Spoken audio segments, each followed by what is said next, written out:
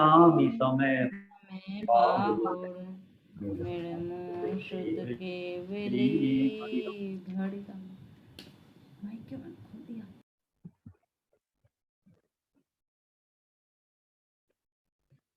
समय सार जिसकी 19 नंबर की गाथा पे हमारी चर्चा चली। प्रश्न ये पूछा गया था, ये आत्मा कितने समय तक अप्रतिबुद्ध रहता है, कब तक अज्ञानी रहता है।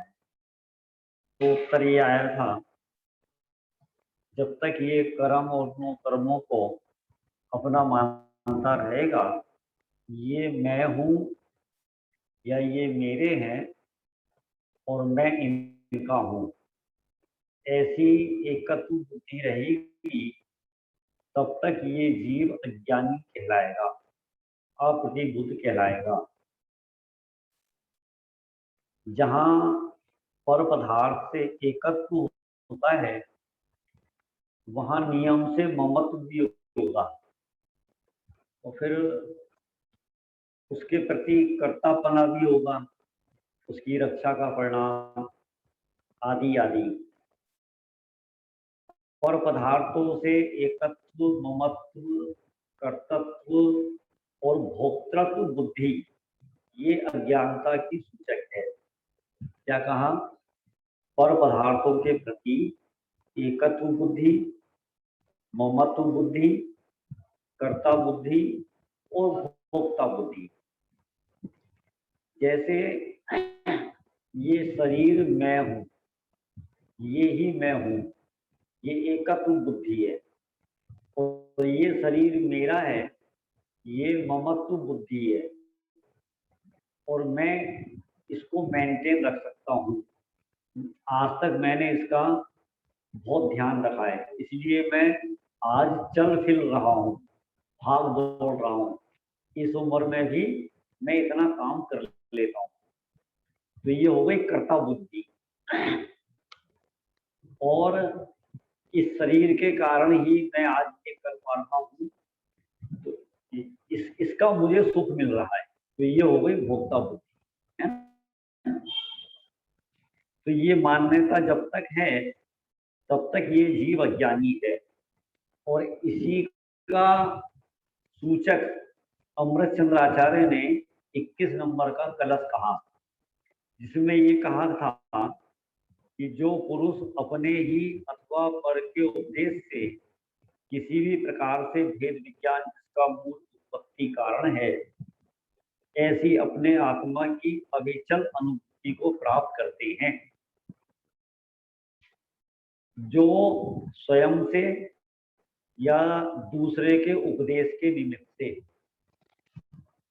अविचल आत्मा की अनुभूति प्राप्त करते हैं। इस अविचल आत्मा की अनुभूति प्राप्त करने का जो मूल कारण है, मुख्य कारण है, वह है भेद विज्ञान। माने भेद विज्ञान के बल पर ही ये जीव आत्मा की अनुभूति प्राप्त कर सकता है। क्यों? क्योंकि अनादि काल से ये स्वय और पर को एक मानकर बैठा है ना। पिछली गाथा में कहा ना, कर्म और नो कर्म को अपना मानता है। तो जब तक कर्म और नो कर्म से भेद विज्ञान नहीं होगा, तब तक आत्मा की अनुभूति नहीं हो सकती। इसलिए आचार्य ने यहाँ पर ये कहा, भेद विज्ञान जिसका मूल उत्पत्ति कारण है। किसका उत्पत्ति कारण है? अनुभूति का। तो भेद ज्ञान के बल पर जो पुरुष आत्मा की अविचल अनुभूति को प्राप्त करते हैं, समझ में आया कि नहीं आया? वे ही पुरुष दर्पण की भांति अपने में प्रतिबिंबित हुए अनंत भावों के स्वभावों से निरंतर विकार रहित होते हैं। अब जिन्होंने अपने आत्मा की अनुभूति को प्राप्त किया है, दर्पण की भांति अपने ज्ञान में अनंत भाव झलकते तो हैं, स्वभाव भी झलकते हैं, परद्रव्य भी झलकते हैं, परभाव भी झलकते हैं और विभाव भी झलकते हैं। दर्पण का उदाहरण यहाँ पर क्यों लिया कि दर्पण में सभी प्रकार के पदार्थ झलकते तो हैं, लेकिन दर्पण कभी अनुरूप नहीं होता है ना। तो दर्पण का इसलिए भी उदाहरण दिया जाता है कि वो दर्पण सारे जगत को झलकाता तो है ना, सारे पदार्थ उसमें झलकते तो हैं।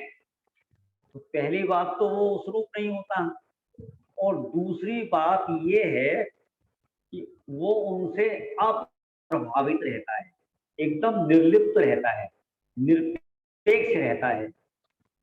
जो पदार्थ दर्पण में झलक रहे हैं उनके प्रति वो एकत्व ममत्व नहीं करता, राग द्वेष नहीं करता, अपनापन नहीं करता। दर्पण का काम क्या है? ये तो दर्पण की स्वच्छता है कि वो पदार्थ स्वयं उस दर्पण में झलकते हैं। मैं यदि आपसे ये पूछूं कि दर्पण के कारण वो पदार्थ झलकते हैं या उन पदार्थों के कारण दर्पण में झलकते हैं, दर्पण कारण है या बाहर में जो पदार्थ है वो कारण है? प्रश्न ये है, किसके कारण कार्य होता है ना। अब जैसे यहाँ पर सिद्धांत क्या है, यहाँ एक तरफ तो ज्ञान है और दूसरी तरफ ये सारे ज्ञेय हैं, ज्ञेय जगत के सभी पदार्थ ज्ञेय हैं, बाह्य पदार्थ ज्ञेय है। तो अब ज्ञान अपने कारण से जानता है या ज्ञेयों के कारण से जानता है? प्रश्न ये है। ज्ञेय है इसलिए जानता है, ज्ञेयों के कारण जानता है, या ज्ञान की अपनी ऐसी स्वच्छता है?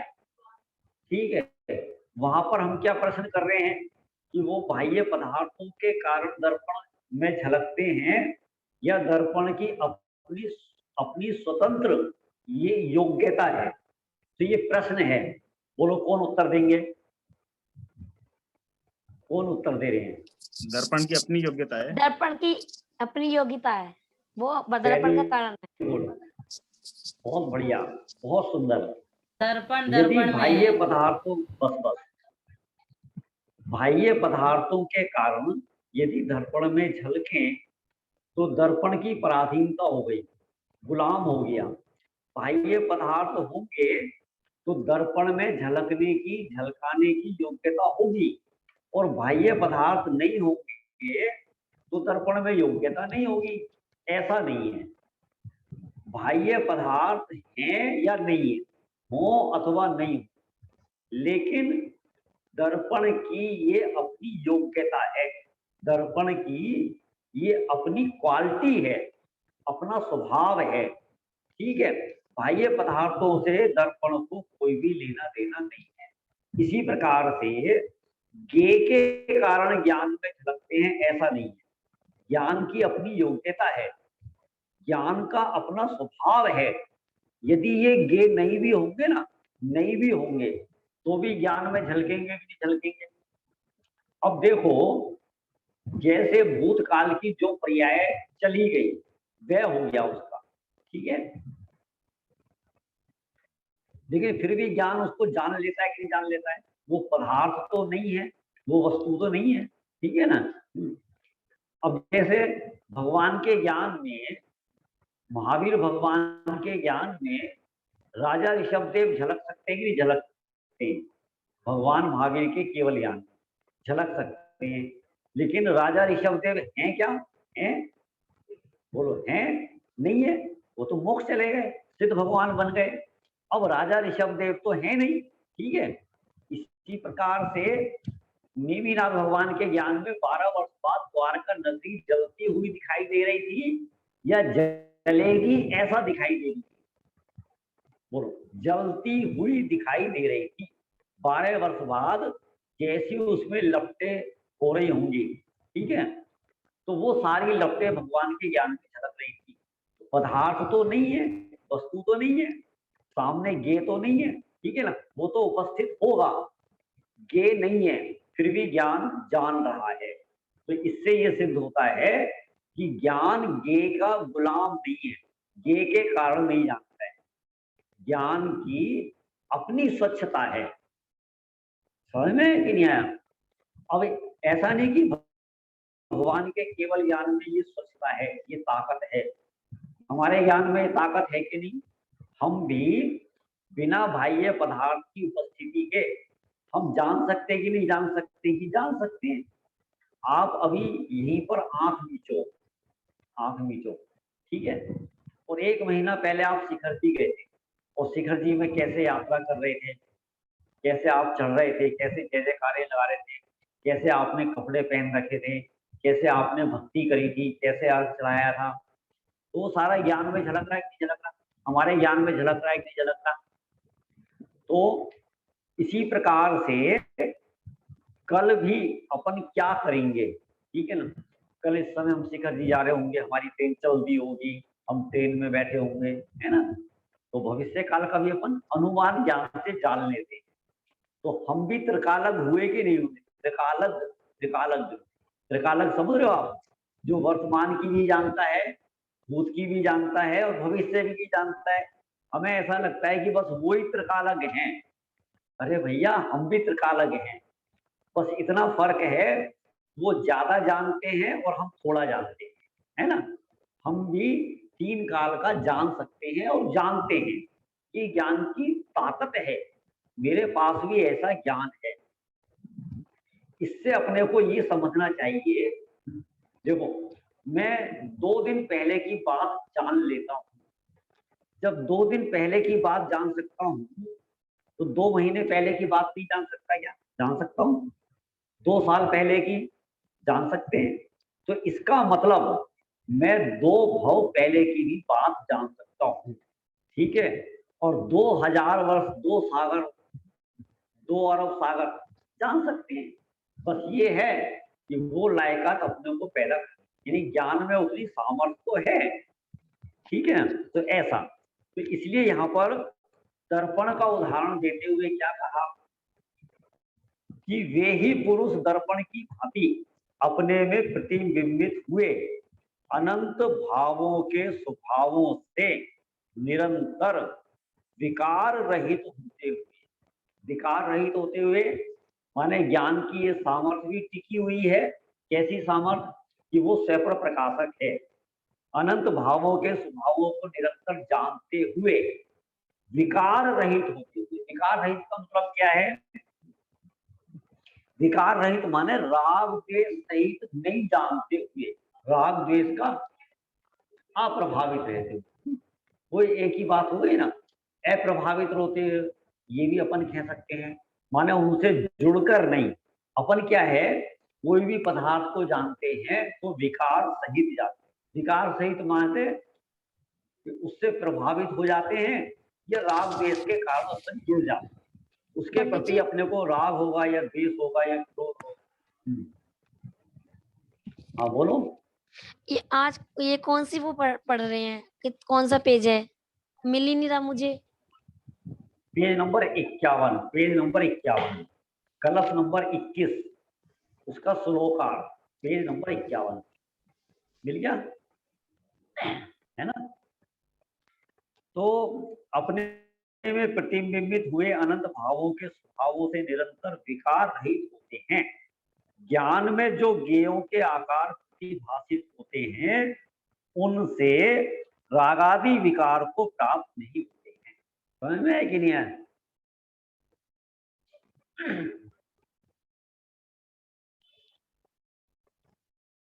आप है ना, हम जैसे क्या है, आम खाते हैं, तो आम खाते तो नहीं है, लेकिन आम को जानते हैं, खाते समय भी क्या करते हैं, जानते हैं। ये बात तो समझ में आ गई ना। मैं आम नहीं खाता, ठीक है, तो मैं आम जब खाता हूँ तो उस समय मैं आम का ज्ञान करता हूँ। ये बात समझ में आ गई ना। आम कैसा है, मीठा है, रसीला है, जानता हूँ, हाफूस है, चौसा है, ठीक है, दशहरी है, ये सब अपन जानते हैं। ठीक है, अच्छा सिद्ध भगवान आम खाते हैं क्या? बोलो, सिद्ध भगवान आम खाते हैं? नहीं खाते। मैं खाता हूं क्या? मैं खाता हूं? नहीं खाता। दोनों ही, क्योंकि वो भी जीव है, मैं भी जीव हूं। वो भी नहीं खाते, मैं भी नहीं खाता। अच्छा, वो क्या करते हैं? जानते हैं। मैं भी क्या करता हूँ? मैं भी जानता हूँ। देखो कितना कॉमन है सिद्ध भगवान में और मुझे में, कितनी समानता है। वो भी नहीं खा सकते और मैं भी नहीं खा सकता। वो भी नहीं खाते और मैं भी नहीं खाता। अच्छा, वो भी जानते हैं और मैं भी जानता हूँ। ठीक है, चलो, मैं क्या जानता हूँ कि ये आम मीठा है, यही तो जानू। मीठे आम को अपन क्या जानेंगे? मीठे आम को खट्टा तो नहीं जानेंगे ना, तो खट्टा होगा तो खट्टा जानेंगे, मीठा होगा तो मीठा जानेंगे। अच्छा, सिद्ध भगवान जो आम मैं खा रहा हूं, तो सिद्ध भगवान उस आम को कैसा जानेंगे? मीठा। भाई जैसा आम मैं खा रहा हूं तो मैं मीठा जान रहा हूं, तो वो भी कैसा जानेंगे उस आम को? मीठा। राइट, यहां तक बात समझ में आ गई? अच्छा, अब मैं जानता हूं तो मुझे तो आश्रव बंद होता है। ठीक है, मुझे तो आश्रव बंद होता है, उन्हें आश्रव बंद नहीं होता। क्यों? कारण क्या है? देखो, मैं भी जान रहा हूं, वो भी जान रहे हैं। ठीक है, मेरे को आश्रव बंद हो रहा है, मुझे आम को जानने से दोष लग रहा है। ठीक है, लेकिन उनको दोष नहीं लग रहा है, मैं भी जान रहा हूं, वो भी जानते हैं। तो हमारे और उनके जानने में केवल इतना अंतर है, मैं राग सहित जानता हूँ, राग सहित, उसमें राग कर रहा हूँ, ये आम बहुत अच्छा है, बहुत मजेदार है। ठीक है ना, मैं मिथ्यात्व का बंध भी बांध रहा हूं। मैं राग का बंध नहीं बांध रहा, मिथ्यात्व का भी बंध बांध रहा हूं। मिथ्यात्व का बंध कैसे बांध रहे हैं? मैं आम खा सकता हूँ, मैं आम खा रहा हूँ, जबकि मैं आम को खा नहीं सकता, मैं तो जान सकता हूँ। ठीक है ना, तो अपन इतने एक आम खाते हुए इतने सारे कर्मों का बंद कर रहे हैं, और सिद्ध भगवान भी जान रहे हैं, लेकिन सिद्ध भगवान को रत्ती भर भी कर्म का आश्रय बंद नहीं होता। आपको बात समझ में आई कि नहीं आई? इसको कहते हैं विकार सहित जानना और विकार रहित जानना। अब बात समझ में आ गई ना? विकार सहित जानना और विकार रहित जानना। रहित, हम है ना कोई भी चीज जानेंगे, कोई भी चीज जानेंगे, ठीक है, तो वो राग द्वेष के बिना नहीं जान सकते, राग द्वेष सहित ही जानेंगे। ठीक है ना, कोई भी चीज, माने वीत रागता से तो अपन जान ही नहीं सकते। या तो अपन उसको जानकर ये कहेंगे वो बहुत अच्छी है, या ये कहेंगे ये बेकार, बहुत बुरी है, बहुत बुरी, बेकार है, लेना एक ना देना नो। समझ में है कि नहीं है? देखो, ये जो कलर होते हैं ना, कलर सबके अपने अपने पसंदीदा कलर होते हैं, पसंदीदा। सबको अपना अपना कोई ना कोई कलर पसंद होता है। किसी को काला पसंद होगा, किसी को सफेद पसंद होगा, किसी को लाल पसंद होगा, किसी को हरा पसंद होगा। ठीक है ना, अब क्या है, मान लो 5 कलर हैं, 5 में से 2 कलर तो हमें अच्छे लगते हैं और 3 कलर हमें गारंटी से स्वाभाविक है अच्छे नहीं लगेंगे। तो वो जो 2 कलर अपने को दिखाई देंगे, तो वहां उनको जब जानेंगे, वो कलर जानने में आएंगे, तो अपने को राग होगा, और जब वो बाकी के 3 कलर जानने में आएंगे तो अपने को द्वेष होगा, गारंटी से। अनिष्ट अनिष्ट बुद्धि होगी, ये अच्छे नहीं है। बस समझ में आएगी नहीं? तो इस प्रकार से इसका नाम है, एक सेकंड, इसका नाम है विकार सहित, रागादि विकार को प्राप्त नहीं होते। समझ में है कि नहीं? जो पुरुष भेद ज्ञान के बल से अनुभूति को प्राप्त करते हैं, वे दर्पण की भांति सारे पदार्थों को जानते हुए विकार को प्राप्त नहीं होते। ये हो गया आपका 21 नंबर के कलश का अर्थ। समझ में आ गया कि नहीं आ गया? है ना? अब बताओ पूजा, क्या कह रहे हो आप? बोलो पूजा। हाँ, आपने अभी कहा था राग सहित और राग सहित देखना। जैसे किसी ने हमसे, मैंने कहीं सुना था और पढ़ा था कि ऐसे कोई किसी ने कहा कार कैसी है, तो अगर हमने उसे अच्छा कह दिया तो राग कर लिया, बुरा कह दिया तो दोष कर लिया। तो उसे कहे कार है, कार जैसी है वो वैसी है, उसमें 4 पहिए हैं, सब कुछ है, कार है जैसी होती है, हाँ। तो उसमें भी दोष नहीं लगता।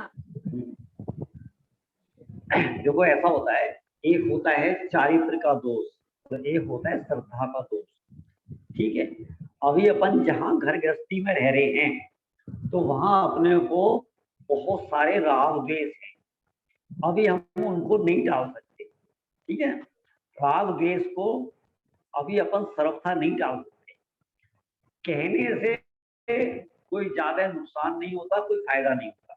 किसी ने पूछा साहब ये जो मैं कुर्ता पहन रहा हूँ ना कैसा लग रहा है आपको, मैंने पूछा आपको बुरा लग रहा है, अच्छा नहीं लग रहा, तो आप ये कहोगे बुरी बात का लग रहा है। ठीक है, लोक व्यवहार क्या कहता है, नहीं नहीं बहुत बढ़िया लग रहा है, अच्छा लग रहा है। ठीक है, तो कहने से ना मिथ्या दर्शन होता है, ना राग होता है, ना द्वेष होता है। ठीक है ना, मानने से होता है, मानने से। ये तो लोक व्यवहार है।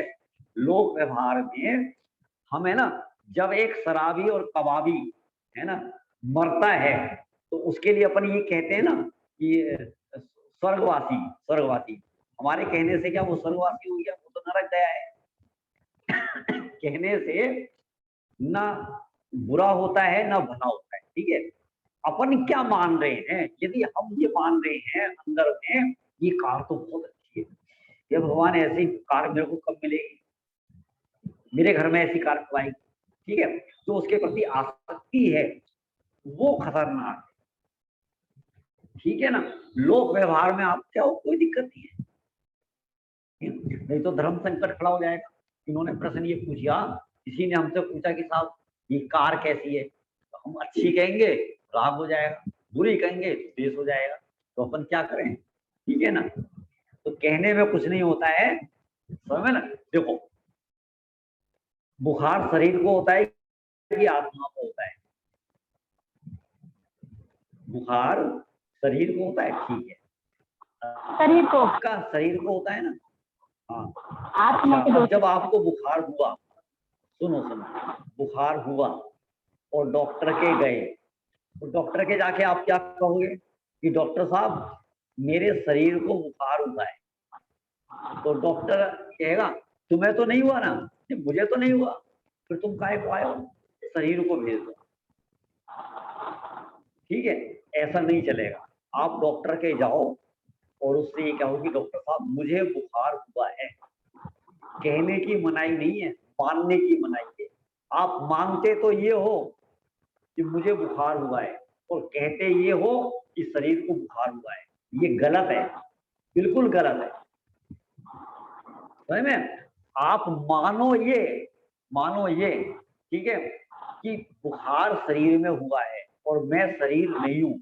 भले ही आप हजारों बार कहो बुखार मुझे हुआ है, बुखार मुझे हुआ है, कोई दिक्कत नहीं है, कोई आपत्ति नहीं है।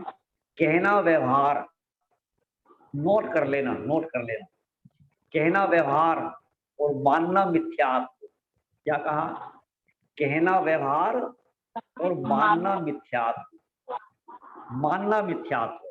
ठीक है, तो फिर तो इस भैया प्रकार जी इसमें फिर हर एक चीज में ये लग जाएगा कि हाँ जैसे किसी भी चीज से रिलेटेड हुआ तो उसमें ये है कि हाँ इस पदार्थ को हुआ है वो मैं नहीं हूँ या वो मेरा नहीं है, बिल्कुल तो वो फिर हर एक बिल्कुल चीज में लग बिल्कुल, जाएगा सब सेम। चीजों में। देखो ये मकान है, मकान, ठीक है, ये मकान मेरा है, कहना व्यवहार मानना मिथ्यात्व। ये चश्मा मेरा है, कहना व्यवहार मानना मिथ्यात्व। ये बेटा मेरा है, कहना व्यवहार मानना मिथ्यात्व। मानना नहीं, मानना नहीं। ठीक है, यहाँ मानने का, पहले अपनी श्रद्धा तो सम्यक हो। अपन क्या है कि भाषा तो सुधार लेते हैं, भाषा तो सुधार ली। अब जैसे क्या है कि मेरे को बुखार हुआ और कोई आस पड़ोस से या कोई रिश्तेदार हैं, कोई जान पहचान वाले हैं, हमारी तबीयत पूछने आए, तो हमने क्या कहा, नहीं नहीं साहब हमारे पुद्गल को बुखार हुआ है, मैं तो बढ़िया मजे में हूँ। बुखार तो पुद्गल में होता है, बुखार तो शरीर में होता है, और वैसे हाय हाय करके मरा जा रहा है। ठीक है, हाय मर गया, हाय मर गया, हाय मर गया। ठीक है, अरे भैया यदि तू बुखार पुद्गल में हुआ है, शरीर में हुआ है, तू मरे क्यों जा रहा है, आया क्यों कर रहा है, बुखार तो शरीर में, फिर तू ऐसा क्यों मान रहा है मेरे को बुखार हुआ है। तो इसलिए भैया पहले तू अपनी श्रद्धा सम्यक कर, और भले ही ये कहे कि बुखार मुझे हुआ है तो कोई आपत्ति नहीं है, ठीक है। कहना व्यवहार, मानना मिथ्या, ठीक है। पंडित जी चलो, मानना अब अपन आगे चलते हैं। मानना मतलब अपने आप में कहना कि ये चीज मेरी मानना है। माने, सुनो, मानना माने कि ये बुखार मुझे हुआ है ऐसा मानते हैं, तो ऐसा मानोगे तो क्या होगा, मिथ्यात्व। और ये बुखार मुझे हुआ है ऐसा यदि कहते हो तो कहना व्यवहार, ठीक है। कहने से कुछ नहीं होता है, ठीक है। मानोगे तो मिथ्या। कदम कदम पर, कदम कदम, मैंने तो फिर आज यहाँ पर 4 कहेंगे रोटी खाई। पंडित जी आत्मा और शरीर से अलग अलग होते हैं ना। पंडित जी आत्मा और शरीर से भिन्न भिन्न होते हैं ना, अलग अलग होते हैं। तो शरीर को ही तो बुखार हुआ है, आत्मा में कहाँ बुखार आया। तो सही बात है ना, यही तो अपन यहाँ समझा रहे हैं। तो फिर यहाँ पर कहेंगे कि मैं शरीर से भिन्न हूँ, शरीर में बुखार आया है। एक सेकंड, अरे भगवान, एक समय पे एक जने बोले, ठीक है, एक जने का समाधान हो जाएगा, फिर दूसरे जने पूछा करेंगे। अभी तो है ना ये रेणु जी बात कह रही थी, जो आप बात कह रहे हो ना, शरीर और आत्मा भिन्न भिन्न है, ठीक है, बुखार शरीर में होता है आत्मा में नहीं होता, यही बात तो समय सार कह रहा है, यही तो हमें समझाया जा रहा है। असल में क्या है, अनादि काल से जो चेंजिंग, जो परिवर्तन, जो परिणमन शरीर में होता है, मैं उसको अपना मानता हूँ। बुखार की बात तो आप छोड़ दो, बुखार की बात तो छोड़ दो, शरीर मोटा हुआ तो मैं मोटा हो गया, शरीर काला हो गया तो मैं काला हो गया, समझ में है कि नहीं। बाल उड़ गए तो मेरे बाल उड़ गए, बाल रेशमी हैं, मेरे बाल रेशमी हैं, समझ में है कि नहीं। तो ये बात यहाँ पर समझाई जा रही है, शरीर और आत्मा दोनों अत्यंत भिन्न भिन्न है। शरीर का परिणमन मेरा परिणमन नहीं, मेरा परिणमन नहीं है, और आत्मा का जो परिणमन है वो शरीर का परिणमन नहीं है। आत्मा में क्या परिणमन होता है, आत्मा में राग द्वेष होते हैं, शुभाशुभ भाव होते हैं, आत्मा जानने का काम करता है, तो ये आत्मा का परिणमन है, ये शरीर का परिणमन नहीं, ठीक है। अब दूसरे जने बोलो, कौन बोल रहे थे। हाँ पंडित जी, बस मैं यही कह रही थी कि जैसे अभी बात हो रही थी कि मेरे शरीर को बुखार आया है, तो उसमें फिर डॉक्टर के पास जाए तो शरीर को बुखार आया है, पर मन में ये जानो कि मैं शरीर से भिन्न हूँ। बिल्कुल ठीक बात है, बिल्कुल सही बात है। मन में ये वही जानो, भेद विज्ञान मन में ये जानो, हाँ, मन में ये जानो का मतलब ये है अपने को भेद ज्ञान का अभ्यास करना है, अभ्यास करना है, ठीक है ना। अपन ने जान लिया तो वो जो जानना हुआ ना, वो भी केवल ज्ञान का बल है, ज्ञान के लेवल पे तो अपन ने जान लिया, तो अपन ये सोच रहे हैं कि इस चीज को अपन ने मान लिया। ज्ञान का लेवल अलग है, श्रद्धा का लेवल अलग है। तो ज्ञान के लेवल पे अपन ने जो जाना है ना, तो उसको मानने में भी कन्वर्ट करना है। श्रद्धा के बल पर भी अपने को जानना है, श्रद्धा के बल पर अपने को विश्वास करना है, ऐसा, ठीक है ना। अपन क्या है कि बस मन में ये सोचते रहते हैं शरीर आत्मा अलग अलग है, शरीर आत्मा अलग अलग है, शरीर आत्मा अलग अलग है, लेकिन बराबर श्रद्धा के बल पर उससे जुड़े रहते हैं, माने उसको अपना माने रखते हैं, ऐसा। और वो मान्यता कब बदलेगी, श्रद्धा पक्की कब होगी, वो है भेद ज्ञान का बल, भेद ज्ञान के बल से, ठीक है। अब समझ में आई है ना, अब तो किसी को कोई शंका नहीं। चलिए अब अपन आगे चलते हैं। मैं इंतजार कर रहा हूं अपने विपिन जी का, जो अपने दूसरे वाले विपिन जी हैं, ठीक है, वो आ जाएंगे, उनके निमित्त से अपन ने चर्चा करी थी। चलो कोई बात नहीं, बाकी लोगों की शंका का समाधान हो जाएगा। कल जो हमारी बात आई थी सर्वज्ञता की, क्रमबद्ध पर्याय की, तो वो कहाँ से आई थी, किस पॉइंट से अपन ने कहाँ से चालू करी थी। नहीं, यहाँ पे कहाँ से आ गया था, यहाँ कहाँ तक पहुंच गए थे अपन। अपन ने ये 20, 21, 22 नंबर की गाथा पढ़ ली थी क्या, गाथा पढ़ ली थी 20, 21, 22 नंबर की, नहीं पढ़ी थी, ठीक है ना। कलश कलश आज पूरा कराया, कलश आज पूरा हुआ है, कल कलश नहीं हुआ था।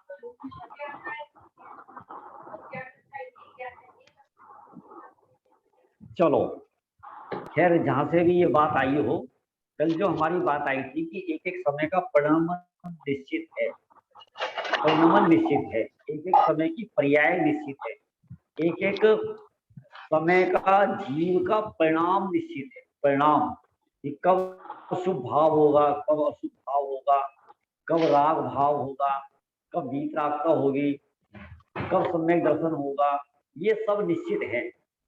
तो ये बात अपने को स्वीकार है या नहीं, पहला तो प्रश्न ये है, ठीक है ना। सब कुछ निश्चित है, ठीक है, एक एक समय का परिणमन, एक एक समय की पर्याय, सब निश्चित है। अब यदि ये स्वीकार नहीं हो तो हमारी गाड़ी आगे नहीं बढ़ती है ना, यहीं पर अटक गए। सब कुछ निश्चित है, ऐसा कैसे हो सकता है?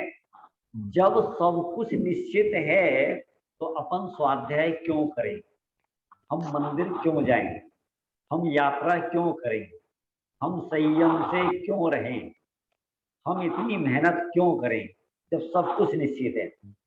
माने जब सम्यक दर्शन होना हो जाएगा, जब केवल ज्ञान होना होगा तब हो जाएगा, फिर हम पुरुषार्थ क्यों करें? सब में क्रम पड़ता है, सब में क्रम पड़ता है, पहले अशुभ छूटेगा फिर शुभ छूटेगा। करना पड़ता है अरे उसके बाद। भगवान, नहीं अभी तो फिलहाल आप मुझे ही बोलने दो, जब मैं आपको बोलने के लिए कहूँगा तब आप बोलना, ठीक है ना, ठीक है ना। या तो आपको कोई प्रश्न रखना हो तो आप प्रश्न रखा करो, प्रश्न रखने के लिए आप स्वतंत्र हैं, ठीक है ना। तो अभी तो क्या है कि मैं ही शंका खड़ी कर रहा हूँ, मैं तो प्रॉब्लम खड़ी कर रहा हूँ। सारे जगत की ये समस्या है, सारे जगत को ये प्रॉब्लम है, प्रॉब्लम होना भी स्वाभाविक है, ठीक है ना, जायज है। जायज क्यों है? जायज इसलिए है क्योंकि सारा जगत ये माने बैठा है कि इसका संचालन मैं करता हूँ, मैं व्यवस्था बनाता हूँ, मैं करता हूँ, ठीक है ना। पता है क्या है, अब ये जो विपिन भाई है ना विवेक विहार वाले, अब ये विवेक विहार में अपनी कोठी में बैठे हुए हैं और इन्होंने नया नया अभी ये कोठी है, बंगला है, गाड़ी जो भी है इन्होंने बनाया है, ठीक है। अब देखना, प्रैक्टिकल बता रहा हूँ, ये तो बहुत सरल स्वभावी है इसलिए मैंने इनको उदाहरण बना दिया, ये नाराज नहीं होंगे। मैं यदि इनसे ये कहूँ ना, भाई साहब मकान बढ़िया नहीं बनाया, बेकार बनाया, जैसे नहीं रहा, क्या पेंट कराया है, तो इनको आग लग जाएगी, ठीक है। भाई साहब 1 साल तक मैंने है ना कैसे खड़े होकर, है ना, इंटीरियर डेकोरेटर, है ना, 2 साल तक देखो, अब 2 साल के कर्ता बन रही है, मैं तो 1 साल का ही सोच रहा था, ये 2 साल के कर्तव्य का अहंकार लेकर बैठे हुए हैं, ये बता रहे हैं देखो, ठीक है।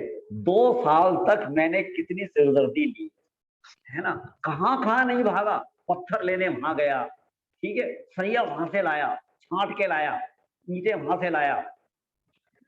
अब जो व्यक्ति माने इतना कर्तव्य का बोझा लेकर बैठा है, बोझा नहीं अहंकार, मैं नहीं होता भाई साहब ये इतना बढ़िया बन सकता था क्या है, एक एक चीज देखो तो सही आप इसकी, एक एक चीज कैसे गढ़ी है, किसने गढ़ी है, किसने बनाया है, मैंने, ठीक है। हम सबका यही हाल है ना, अकेले विपिन जी का नहीं, हम सबका यही हाल है। माने हम जड़ चेतन सारे पदार्थों के कर्ता बने बैठे हैं। एक बच्चा है हमारा, हमने, अब वो आज पढ़ लिख कर है ना इंजीनियर बन गया, ठीक है, किसने बनाया, मैं। वो थोड़ा सा उल्टा बोल के देखो, अरे भगवान सुनो तो सही, सुनो तो सही, ठीक है। मुझे पता है आप बहुत होशियार हैं, मैं आपके सामने समझने बैठा हूँ, मुझे कुछ नहीं पता ठीक है, ठीक है। अभी क्या है, समस्या खड़ी करने दो, ठीक है, प्रॉब्लम खड़ी करने दो, जब तक समस्या खड़ी नहीं करेंगे तो समाधान नहीं होगा। है ना। तो क्या है, हम सब जड़ चेतन पदार्थों के कर्ता बने बैठे हैं। ये कब पता चलता है, जब थोड़ा सा उल्टा बोलो, उल्टा बोलो, उल्टा बोलो। अब जिसका बेटा इंजीनियर बन गया, ठीक है, अब आप ऐसा, मुझे नहीं लगता कि आपने कुछ किया है, ठीक है, ये बच्चा तो बस अपनी मेहनत से बना है। कैसी बातें करते हो, पैसा लगाया मैंने, अच्छा ट्यूशन दिया मैंने, खुद भूखा रहा, इसको खाना खिलाया, खुद गीले में सोया, इसको सूखे में सुलाया, मैंने दिन रात नहीं देखा, ठीक है, मैंने इंजीनियर बनाया। आज मैं नहीं होता, ये अपने पैरों पे खड़ा नहीं हो सकता। उल्टा बोल के देखो, एकदम पता चल जाएगा। किसने बनाया है इंजीनियर? मैंने बनाया। मकान मैंने बनाया, पैसा मैंने कमाया। ऐसे व्यक्ति को सर्वज्ञता कैसे समझ में आती है, क्रमबद्ध पर्याय कैसे समझ में आती है, एक एक वर्णमन की स्वतंत्रता, पर्याय की स्वतंत्रता कैसे समझ में आती है। अब बोलो, इतना कचरा भरा पड़ा है अज्ञान का, मिथ्यात्व का, कर्तृत्व का, ठीक है। तो जब अपन ये बात कहते हैं, देखो यहाँ तक तो सबको समझ में आ जाता है, सब कुछ निश्चित है, सब कुछ निश्चित है, ठीक है, इतना तो स्वीकार कर लेते हैं। लेकिन जब अपन ये कहते हैं ना, एक एक पर्याय निश्चित है, एक एक परिणाम निश्चित है, ठीक है ना, सम्यक दर्शन निश्चित है, केवल ज्ञान निश्चित है, मोक्ष मार्ग निश्चित है। जिस जीव को जब मोक्ष जाना है तभी जाएगा, उससे पहले नहीं जाएगा। तो वो एकदम बौखला जाता है, बौखला जाता है। अभी बौखला गया ना, वो बौखला, फिर हमारे पुरुषार्थ का क्या होगा? जैसा कि कल अंत समय में विपिन जी ने कहा, बिहारी कॉलोनी वाले विपिन जी, है ना, वो अभी तक नहीं आए हैं, ठीक है। तो ऐसा अब एकदम ये प्रश्न उठता है, फिर हमारे पुरुषार्थ का क्या होगा? समझ में आया जी? है क्यों प्रिंस भाई, प्रश्न समझ में आया ना? प्रॉब्लम तो है, आपको ये प्रॉब्लम है कि नहीं है? सबको है, सबको है, सब ऐसा मानते हैं, ठीक है। मैं करता हूँ, मैं बहुत अच्छी पूजा करता हूँ, मैं बहुत अच्छा स्वाध्याय करता हूँ, मैं बहुत अच्छी यात्राएं करता हूँ, ठीक है। अशुभ भावों का भी कर्ता बनता है और शुभ भावों का भी कर्ता बनता है। आज मंदिरों में जितने पुजारी है ना, पुजारी, ठीक है, तो वो अपने आप को क्या मानते हैं? हम पुजारी हैं, हम पुजारी, हम पुजारी हैं, ठीक है। हम नहीं होंगे ना, भगवान का अभिषेक हो नहीं सकता। अब थोड़ा सा उल्टा काम करके देखो, तो वो कहते हैं आज के बाद हम भगवान का अभिषेक नहीं करेंगे। देखे कौन करता है, देखे कौन करता है। ऐसे ऐसे भी काम होते हैं। क्यों होते हैं? क्योंकि मैंने ये मान रखा है, भगवान का अभिषेक मैं करता हूँ, भगवान की पूजा मैं करता हूँ, मैं करता हूँ। समझ में आया कि नहीं आया? अभी आप बोलो ओम, ओम बोलो, ठीक है। ये ओम किसने बोला? मैंने बोला। किसने बोला? मैंने बोला। अच्छा, सच्चाई क्या है? सच्चाई क्या है? ये ओम किसने बोला है? पुद्गल ने, पुद्गल ने बोला है, ठीक है। देखो अभी क्या है, ये होठ सील दिए जाए, अब बोलो, ऐसे करके बोलो, बोल सकते हैं। तो कौन है बोलने का कर्ता? कौन है? ये जिह्वा है, ये कंठ है, ये होठ है। समझ में है कि नहीं आया? ठीक है। तो भाषा क्या है? पुद्गल। शब्द क्या है? पुद्गल।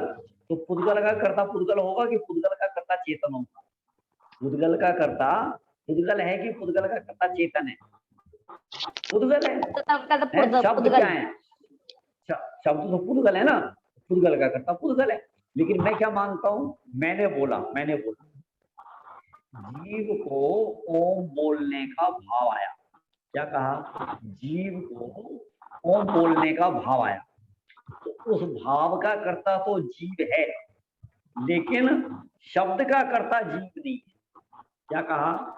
ओम बोलने का जो भाव आया, तो उस भाव का कर्ता जीव, ठीक है। क्योंकि कई बार ऐसा होता है, ये आत्मा बोलने का भाव करता है, ठीक है, नहीं बोल पाता, और ये चाहता है कि मैं चुप रहूंगा, नहीं बोलूंगा, और फिर भी बोल जाता है। समझ में है कि नहीं? अभी हम 1 घंटा आपके सामने बोलते हैं, 1 घंटा, तो अपन सोच कर आते हैं कि इस शब्द के बाद ये शब्द बोलूंगा, ठीक है, इसके बाद ये बोलूंगा, इसके बाद ये बोलूंगा, ऐसा कोई अपन सोच के प्लानिंग करते हैं क्या? माने जो शब्द, जिसके बाद जो अक्षर आना है, जो शब्द आना है, जो बात बोली जानी है, वो सब स्वतंत्र है, स्वतंत्र है। समझ में आया कि नहीं आया? ऐसा तो प्रश्न ये खड़ा होता है कि फिर हमारे पुरुषार्थ का क्या होगा जब सब कुछ स्वतंत्र है, ठीक है ना? तो अब बोलो, कोई बोल सकता है क्या इसका समाधान? जब सब कुछ स्वतंत्र है, सब कुछ निश्चित है, ठीक है ना, तो फिर हमारे पुरुषार्थ का क्या होगा? अब बोलो, कोई बोल सकता है, बोलो। हमारा तो जैसा भी बोलो, पुरुषार्थ, बोलने जो के भी लिए- पुरुषार्थ होना है वो सब भी निश्चित है। ठीक है, पुरुषार्थ भी निश्चित है, तो फिर यहाँ क्यों बैठे हो आप? जब ये भी सम्यक निश्चित है। दर्शन होएगा तो पुरुषार्थ हो जाएगा, ठीक है। पुरुषार्थ हो जाएगा तो भगवान बन जाएंगे। सुनो सुनो सुनो, और कोई कह रहा है क्या? और कोई कुछ कह रहा है? मानसी, तुम कुछ कह रहे हो क्या? हैं? तो और जो एक इसमें आंटी जी, भाभी जी, हाँ, इसमें प्रत्येक वस्तु की अपनी अपनी स्वतंत्रता है, अपनी योग्यता है। हमारे हाथ में सिर्फ हमारा पुरुषार्थ है, वो ही हमें करना है, क्योंकि अच्छा, हमारे हाथ में हमारा पुरुषार्थ है, ठीक है। अब कौन नहीं चाहता कि मैं सम्यक दर्शन कर लूं? सम्यक दर्शन कर सकता हूँ, पुरुषार्थ है ना हमारे हाथ में, तो फिर आप सम्यक दर्शन क्यों नहीं करते? पुरुषार्थ मेरे हाथ में है ना, तो फिर केवल ज्ञान करो ना। फिर केवल ज्ञान क्यों नहीं कर पा रहे आप? पुरुषार्थ तो मेरे हाथ में कह दिया आपने। कहने का मतलब कि वो भी योग्यता अनुसार ही होता है, वो भी जिसका जैसा अब फिर बदल गए आप। अभी तो आप कह रहे थे मेरे हाथ में, और अब आप कह रहे हो योग्यता अनुसार है, तो आपने चेंज हो गए आप। लगेंगे। वो भी योग्यता अनुसार है, पुरुषार्थ भी स्वतंत्र है। अरे स्वतंत्र है। विपिन जी, आप आ गए, हम आपका इंतजार कर रहे थे, क्योंकि आपका ही प्रश्न था और आपको समझाने का भाव था। आप बहुत लेट हो गए हैं, आपका इतनी देर से इंतजार कर रहे हैं। चलो, आपका नहीं, आपकी आवाज नहीं आ रही, आप अनम्यूट करोगे तब बोलोगे। हाँ, वो दुकान से आने में बस थोड़ा लेट हो जाता हूँ। हाँ, भागम भाग में जो है ना, वो सारा ट्रैफिक जाम वाला एरिया है सारा। आप अभी मतलब लेट, घर में घुसते ही साथ खोला है मैंने एकदम। नहीं, आप लेट हो जाते हो या लेट करते हो? आप लेट हो जाते हो या लेट करते हो? जानबूझ के लेट करते हो या लेट हो जाते हो? नहीं, बस दुकान का रूटीन ऐसा है कि वो नहीं, दुकान मुझे से नहीं आने पता। में। आप तो मेरे प्रश्न का उत्तर दो। आप लेट हो जाते हो या जानबूझकर आप लेट करते हो? अब मैं कहूँगा लेट हो जाता हूँ तो गलत है। लेट नहीं, देखो, लेट हो जाता हूँ, ठीक है, तो इसका नाम है काल लब्धि, फिर तो होनहार है, हमारे हाथ में कुछ भी नहीं है, ठीक है, फिर तो हमारे हाथ में कुछ है ही नहीं। जब लेट हो जाता हूँ, भाई आप चाहते हो कि मैं 8 बजे स्वाध्याय पहुंच जाऊँ, क्लास अटेंड कर लूँ, ठीक है, लेकिन आपके चाहने से कुछ नहीं हो रहा, आप लेट हो जाते हो। यदि आप ऐसा चाहते हो तो आपके चाहने से तो कुछ नहीं हो रहा ना, फिर तो पुरुषार्थ हमारे हाथ में नहीं। और यदि आप ये कहते हो कि पुरुषार्थ मेरे हाथ में है, तो फिर आप समय पे क्यों नहीं आते? जब हम पुरुषार्थ कर सकते हैं, ठीक है, हर समय का परिणाम मेरे हाथ में है, तो फिर आपको राइट 8 बजे यहाँ पर उपस्थित होना चाहिए। तो मेरा प्रश्न ये है कि आप लेट हो जाते हो या जानबूझकर लेट होते हो? बोलो, क्योंकि मुझे पता है आप जो भी उत्तर दोगे आप फंसोगे। समझ में है कि नहीं? आप फंसोगे, ठीक है। नहीं, पर उसके अंदर कमी हमारी है, मतलब जो अगर हम मान लो एक सुनो, इन्होंने कहा मैं लेट हो जाता हूँ, ठीक है, माने लेट तो नहीं करता ना, मैं लेट हो जाता हूँ, चाहता तो नहीं लेट होना, लेकिन लेट हो जाता हूँ। तो लेट हो जाता हूँ, ये लाइन ये बता रही है कि हम करता नहीं है, हो जाते, चाहते तो नहीं, आना तो चाहते हैं समय पे, लेकिन लेट हो जाते हैं। समझ में है कि नहीं? तो इससे सिद्ध हो रहा है ना कि हम कुछ नहीं कर सकते, कुछ नहीं कर सकते। अब सुनो क्या चीज है, जब सब कुछ निश्चित है, ये बात जिसको स्वीकार होगी, जिसको स्वीकार होगी, और जिसने ये स्वीकार कर लिया, एक एक समय का परिणाम निश्चित है, एक एक समय की पर्याय निश्चित है, इसको स्वीकार करने में अनंत पुरुषार्थ चाहिए, अनंत पुरुषार्थ। ये ऐसे ही स्वीकार नहीं हो जाएगा, इसका नाम ही अनंत पुरुषार्थ है। पहले आप ये स्वीकार तो करो कि साहब हमारा पुरुषार्थ उड़ जाएगा, पुरुषार्थ उड़ जाएगा। किस पुरुषार्थ की बात करते हो आप? जीव का पुरुषार्थ क्या है? जीव का, सिद्ध भगवान का पुरुषार्थ क्या है? बोलो। सिद्ध भगवान का पुरुषार्थ है बात जानना, देखना।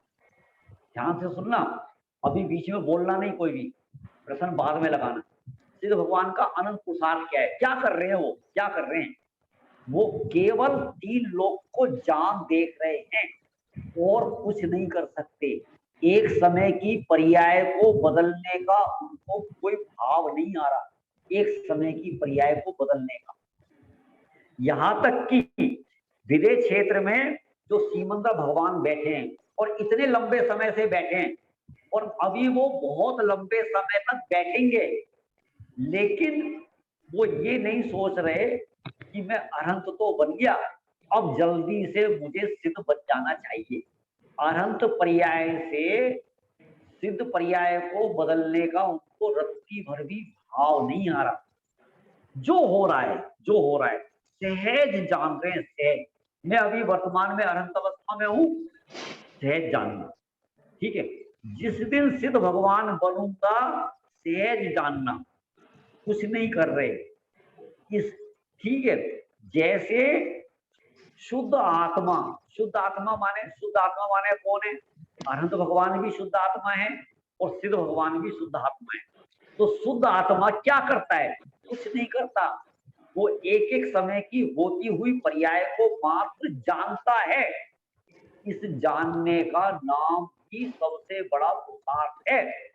जिस दिन ये बात समझ में आ गई, सब कुछ निश्चित है, मैं अपनी पर्याय में भी फेरफार नहीं कर सकता, उस दिन आपका अनंत पुरुषार्थ चालू हो गया। आप ये मत सोचो मेरे पुरुषार्थ का क्या होगा। जो पुरुषार्थ गायब होगा, उड़ेगा, जो पुरुषार्थ खत्म हो जाएगा, नष्ट हो जाएगा, वो पुरुषार्थ पता है क्या है? वो हमारा कर्तव्य का अहंकार है। जिस पुरुषार्थ को अपन ढेता हुआ नजर आता है, जो पुरुषार्थ नष्ट होता हुआ नजर आता है, वो पुरुषार्थ नहीं है, वो तो कर्तव्य का अहंकार है। जिस कर्तव्य के अहंकार को हम ढाना नहीं चाहते, ढाना नहीं चाहते, हम क्या चाहते हैं? हम कर्ता बने रहे। अरे भाई तू कर्ता नहीं है, तू केवल ज्ञाता है। और ये ज्ञातापना कब आएगा? जब ये समझ में आएगा क्या कि प्रत्येक पर्याय निश्चित है और मैं कुछ कर नहीं सकता।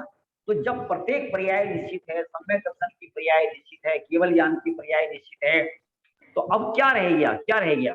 पर जानना जानना रह गया। तो जब ये जीव जानना जानना रह जाएगा, ज्ञाता दृष्टा मात्र रह जाएगा, कर्तृत्व का अहंकार खत्म हो जाएगा, तो इस जीव का सहज सहज स्वभाव सन्मुख पुरुषार्थ हो जाएगा। क्यों? बाहर में तो कुछ करने के लायक है ही नहीं, और मैं कुछ कर भी नहीं सकता, सम्यक दर्शन भी नहीं कर सकता, इसका मतलब पर्याय दृष्टि मिट गई। केवल ज्ञान भी नहीं कर सकता, तो केवल ज्ञान है, सम्यक दर्शन है, ये सब पर्याय हैं और मैं पर्याय का करता नहीं।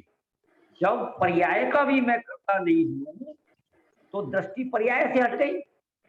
लोक में भी जब ये समझ में आता है ना, ये काम मैं नहीं कर सकता, तो जब ये समझ में आता है तो वो व्यक्ति पीछे हट जाता है उस काम से। ठीक है, मेरे लायक नहीं है, मैं ये काम नहीं कर सकता, तो पीछे हट गया। तो जब इसको ये समझ में आया जगत का कोई काम मैं नहीं कर सकता, तो सारे जगत से पीछे हट गया। जब ये समझ में आया कि मैं अपनी पर्याय को भी नहीं बदल सकता, तो पर्याय से पीछे हट गया, पर्याय से भी दृष्टि हट गई। ठीक है, जब पर्याय से दृष्टि हटेगी कहाँ जमेगी, कहाँ बह जाएगी दृष्टि? केवल स्वभाव पर। और स्वभाव पर जब दृष्टि जाएगी, अनंत पुरुषार्थ जागृत हो गया, अनंत पुरुषार्थ जागृत हो गया। इसका नाम पुरुषार्थ है। सच्चा पुरुषार्थ तो ये है, पूजा करना, स्वाध्याय करना, यात्रा करना, पैसा कमाना, ये कोई पुरुषार्थ है जीव का? जीव का पुरुषार्थ तो जानना देखना है। यदि ये सारा पुरुषार्थ होता, इसको पुरुषार्थ कहते हैं। एक आदमी 2 पूजा करता है, कम पुरुषार्थी। एक आदमी 4 पूजा करता है, ज्यादा पुरुषार्थी। सिद्ध भगवान तो पूजा करते ही नहीं है, वो तो बेचारे निठल्ले, हीन पुरुषार्थी। ऐसा हो सकता है क्या? जबकि सिद्ध भगवान अनंत पुरुषार्थी है। क्यों है अनंत पुरुषार्थी? वो अपने स्वभाव के अनुरूप काम कर रहे हैं। अपने स्वभाव के अनुरूप काम करने का नाम ही पुरुषार्थ है। स्वभाव के प्रतिकूल विभाव रूप काम करना तो कब हो सकता है? ये कोई काम है? अग्नि अपना गर्म का काम छोड़ दे, उष्णता का काम छोड़ दे, और उष्णता का काम छोड़े तो वो क्या अग्नि का पुरुषार्थ कहलाएगा क्या? वो अग्नि का पुरुषार्थ नहीं कहलाएगा। समझ में है कि नहीं है? तो सच्ची बात क्या है, सही बात क्या है? सही बात तो ये है कि क्रमबद्ध पर्याय को और सर्वज्ञता के निर्णय को, सर्वज्ञता का निर्णय करने से अनंत पुरुषार्थ जागता है। पुरुषार्थ भागता नहीं है, पुरुषार्थ का नाश नहीं होता है। ख्याल में आया कि नहीं आया? अब किसी को कोई प्रश्न हो तो बताओ। एक बात और, हम क्या है, हम प्रत्येक कार्य में पुरुषार्थ लगाते हैं, ठीक है? जितने भी कार्य होते हैं अकेले एक समवाय से नहीं होता, 5 समवाय से होते हैं, 5 समवाय, ठीक है? हम क्या करते हैं, कभी तो अपन निमित्त को मुख्य कर देते हैं, कभी काल लब्धि को मुख्य कर देते हैं, और कभी हम अपने पुरुषार्थ को मुख्य करते हैं। जितने भी धर्म के काम है ना, जितने भी धर्म के काम है, हमने कहा शिखर जी चल रहे हो भैया, जब जाना होगा तब चले जाएंगे। जब जाना होगा माने काल लब्धि। अच्छा, दुकान खोलनी हो तो जब दुकान जाना होगा तो चले। ऐसा नहीं, दुकान मुझे जाना चाहिए, मैं दुकान जाऊंगा, देखता हूँ कैसे ग्राहक नहीं आएगा, है? माल सजा के रखूंगा, ऐड करूंगा, फलाना करूंगा, ढिगड़ा करूंगा। वहां पे किसको मुख्य कर रहा है? तो पुरुषार्थ। धर्म के क्षेत्र में पुरुषार्थ हीन होता है, कर्म क्षेत्र में पुरुषार्थ को मुख्य करता है, यहाँ सारा काल लब्धि पे छोड़ देता है। ऐसा नहीं चलेगा। सर्वत्र 5 समवाय से कार्य होता है, ठीक है? अब क्या कहना चाह रहे हो आप? बोलो, किसी को कोई शंका, किसी को कोई प्रश्न हो तो बताओ। बात समझ में आई कि नहीं आई? अरे हाँ कि ना?